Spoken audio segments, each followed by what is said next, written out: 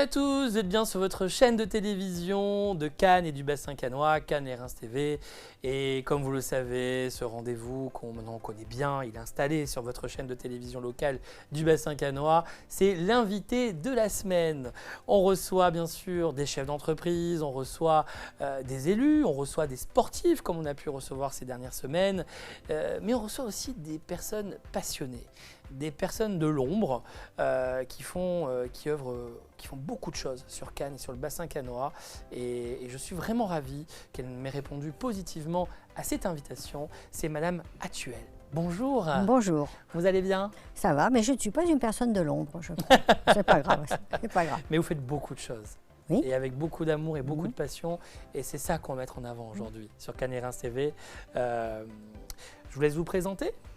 Alors, moi j'ai d'abord, sur le plan de l'ombre justement, j'ai été au précédent conseil deuxième adjoint de monsieur le maire de Cannes, David Lisnard, et avant j'avais été le conseiller municipal de Bernard Beauchamp. Et c'est à ce titre-là que je suis cannoise et que j'ai participé à la création de l'université sur Cannes. Sinon, je viens de Paris, je viens de beaucoup d'endroits d'ailleurs, parce que je suis professeur des universités, je suis spécialiste de Stendhal. J'ai fait ma thèse sur le style de Stendhal, qui est un très grand auteur et qui permet de relier le XVIIIe et le XIXe siècle, ce qui est important pour notre culture, je crois. Et j'ai été professeur d'université donc en région à Paris, mais aussi en Bretagne occidentale, dans un IUT d'hygiène et sécurité. Et après, j'ai été à la Sorbonne de Paris. Vous voyez, à la Sorbonne. C'est très étonnant, mais c'est comme ça. Et ensuite, j'ai construit une faculté d'administration et échanges internationaux, avec mon mari en particulier, mais évidemment beaucoup d'enseignants, qui, au début, avait 4 étudiants, maintenant il y en a 15 000. Donc on a monté, c'est juridico-économique. C'est une des aventures, mais enfin j'ai beaucoup d'aventures dans ma vie. Et en particulier, j'ai été recteur d'académie aussi, pendant 10 ans en Bourgogne, donc j'ai géré l'ensemble de cette région extraordinaire et intéressante. Enfin bref, j'ai pas mal de choses à faire. Vous avez eu plusieurs vies. J'ai plusieurs vies, c'est ça. À l'étranger aussi. J'ai été en Afrique, j'ai été en Chine, aux États-Unis, un peu partout. Donc je ne suis pas tout à fait dans l'ombre, contrairement à ce que vous aviez dit, qui est un mot qui m'a étonnée. Mais bon, ici on est dans la lumière, donc ça va. Oui, tout à fait. Non, mais tout à fait. Et quand je dis dans l'ombre, c'est que justement, comme vous avez plusieurs vies, vous êtes une passionnée de la vie, c'est ce que je ressens en tout cas. Oui, tout à fait. Parce que je pense que toute votre carrière, ça a été la passion qui vous a, à mon avis, animé. Et donc, aujourd'hui, voilà, vous êtes sur Cannes depuis quelques années, j'imagine. Oui. Et on peut parler de ce campus, parce que justement, on est dans ce beau plateau de tournage aujourd'hui au campus Georges Méliès à Cannes-la-Boca. Pouvez-vous nous expliquer un petit peu? Alors, à l'origine, c'était Bernard Beauchamp et David Lisnard qui voulaient développer l'université sur Cannes. Parce qu'effectivement, ce qui a rue de Cannes est encore trop petit, il n'y avait pas grand-chose de fait. Et donc, comme j'étais universitaire et presque à la retraite ou en liberté d'action, ils m'ont proposé de monter ce projet. Et donc, j'ai pris un poste à la mairie, enfin en tant qu'élu évidemment, pour essayer de créer. Et d'abord on a construit un bâtiment, il a fallu demander l'autorisation au ministère. Ancienne recteur, je connaissais tous les rouages du ministère, c'est pas sans importance. Parce qu'il faut savoir à qui s'adresser pour pouvoir monter un dossier, financer, etc. Et puis ensuite j'ai travaillé avec l'université de Nice, puisque ici ça ne peut être qu'une antenne de l'université de Nice. On ne va pas refaire une fac de droit, une fac de médecine à 50 km. Et donc j'ai travaillé avec les différents présidents d'université, et en particulier la dernière avec Frédérique Vidal, qui a été ministre de l'Enseignement supérieur et de la Recherche. Mais à cette époque-là, on avait déjà construit l'université, mais avec elle, j'ai développé les formations qui sont ici, de création culturelle, d'innovation, informatique, digitale, etc. On a passé aussi beaucoup d'accords. Et demain, je déjeune encore avec la directrice, alors c'est une doyenne, c'est des Américains, on va le dire en français, le doyen de l'université de télévision, cinéma, théâtre de UCLA de Los Angeles, qui est devenue une amie et qui vient toujours au Festival de Cannes, avec laquelle on a passé des accords. Et donc on a fait des formations de storytelling américain, français. Et ensuite on en a fait avec Berlin, sur les séries. Il y a toujours ce travail ici qui est fait, je pense. Et à Berlin, il y a une très grosse formation en série. C'est toujours les festivals, les festivals de Cannes, de Berlin. On n'a pas été à Venise encore, mais bon. Et on a fait des accords avec ça s'appelle c'est des séries pour que les étudiants construisent, en plus de la formation universitaire, construisent concrètement quelque chose qui peut devenir leur métier, qui crée véritablement, qui s'achète réalisateur, concepteur, adaptateur, enfin tous les métiers compliqués de la télévision et des séries et du film. Et ça a très bien marché, donc c'était un bonheur que de faire quelque chose de nouveau. L'idée étant, et ça c'était l'idée de David Lisnard en particulier, de faire quelque chose qui était caractéristique de la philosophie de Cannes ou de l'identité de Cannes. Donc c'est lié au festival, c'est lié à ce monde international qui vient régulièrement ici. Et donc la formation est très originale et en même temps très puissante. Et la présidente de l'université a eu une autre idée, ainsi que les maires aussi, c'est que l'université soit associée à du privé. Et donc j'ai fait des négociations avec l'ESRA, qui est là ici, et qui a été un peu le concepteur d'ailleurs de ces salles, parce qu'ils ont l'habitude de le faire. J'étais allée à Nice, et j'avais fait je suis un peu trop naturelle, une phrase qui n'avait pas plu au directeur. Je lui ai dit, qu'est-ce que c'est vieillot chez vous? Et donc ça l'avait choqué. Et c'est vrai que les locaux de Nice sont beaux, mais ils sont déjà anciens. Et ici, on est dans le tout neuf.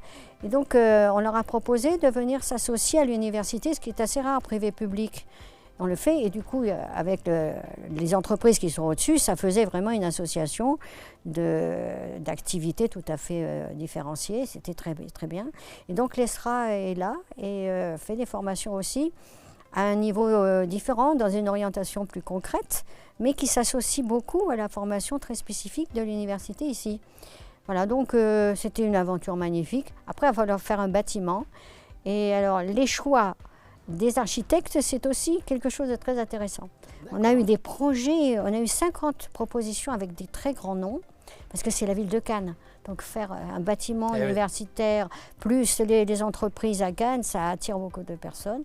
Et on a retenu trois choix essentiels. Celui-là n'était pas voulu par les architectes, parce qu'il a une architecture un peu particulière. Ils étaient un petit peu dubitatifs. Mais j'étais avec la présidente de l'université et le maire de Cannes, et nous avons choisi cette forme-là, qui est très belle. C'est magnifique. Elle est magnifique. Je vous le confirme. Elle est brillante, elle est belle, et elle est utilisable en plus. Donc, alors que les autres étaient des salles tout à fait banales. Là, on a pu faire quelque chose d'extraordinaire. Et alors, ce que j'avais réussi à faire, et je suis assez contente de moi, c'est que ça reste patrimoine de la ville de Cannes. Parce que normalement, l'université est le patrimoine de l'État. Et c'est l'État. On peut comprendre pourquoi il ne l'a pas fait. C'est l'État qui doit entretenir. Donc ça coûte très cher les entretiens des universités. Donc il a été assez content, l'État.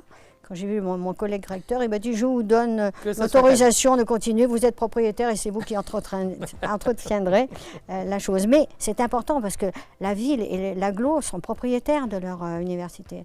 Ça, c'est une belle chose. Du bâtiment. Oui, pas de l'université. L'université, oula, c'est Nice, évidemment. Et c'est l'université Côte d'Azur. À l'époque, elle s'appelait l'université Nice-Sophia Antipolis. Et quand on est arrivé, nous, on n'allait pas mettre Nice-Cannes, Sophia Antipolis. Donc ça est devenu Université Côte d'Azur. Et là, ça va bien, parce que Cannes, c'est Côte d'Azur, sur le drapeau aussi, voilà. Oui.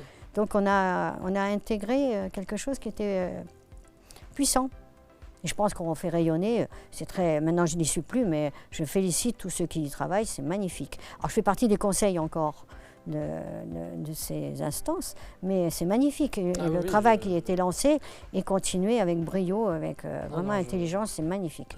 Les étudiants sont heureux, je crois qu'on y vit bien, et la ville est très contente, l'université est très contente aussi. Nous sommes des chanceux. C'est une belle réussite. Non, vraiment. Mais la France est capable de belles choses, oui, faut le savoir. J'y crois en tout cas. Oui, mais nous y croyons aussi. Voilà. Et les étudiants sont heureux, je pense. Le temps passe tellement vite. J'aurais tellement resté longtemps avec vous parce que vous avez tellement de choses à nous raconter. Mais on vous réinvitera. Hein. Avec plaisir. En tout cas, merci beaucoup d'avoir répondu positivement. Vraiment. J'ai oublié de dire que maintenant, j'étais présidente du conseil de développement de l'agglo. Et oui, c'est pour ça que vous m'avez retenu quand même. Et dire que l'agglomération, donc maintenant, c'est Mandelieu-Cannes, Mandelieu-la-Napoule, Théoul, Mougins et Le Cannet, qui s'associent pour se développer d'une manière particulière avec les citoyens qui vont penser leur agglomération et pas simplement les élus. Donc ça, c'est une bonne chose. Oui, c'est un développement tout à fait intéressant. Du collaboratif. Voilà, c'est ça. Et est-ce qu'il y a justement des axes de développement qui sont prévus? Alors il y a 6 commissions qui sont prévues sur l'environnement, sur les déchets, sur les transports, sur l'université, sur le développement économique, sur le tourisme. Les grands pôles de définition de l'agglomération en fait, pour essayer de développer encore et que les citoyens bénévoles qui font partie de cela, mais qui sont des personnalités éminentes de la vie économique en général, puissent participer et proposer des choses à l'agglomération et que l'agglomération, si elle l'accepte, les mette en œuvre.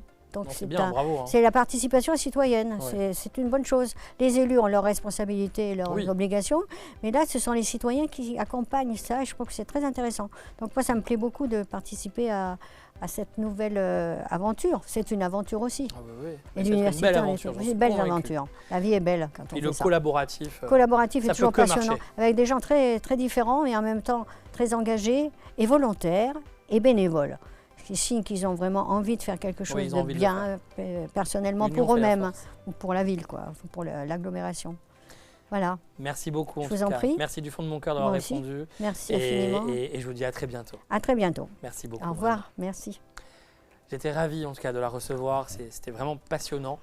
Très très belle carrière. C'est ça aussi l'invité de la semaine. Et je vous donne rendez-vous donc dès la semaine prochaine avec un nouvel invité. Merci beaucoup de nous avoir écoutés et regardés sur votre chaîne Cannes Les Reims TV, sur vos différents opérateurs, Orange, Bouygues, Free, etc. Et aussi sur le site internet lesreims-media.fr. Je vous embrasse très fort. À très bientôt.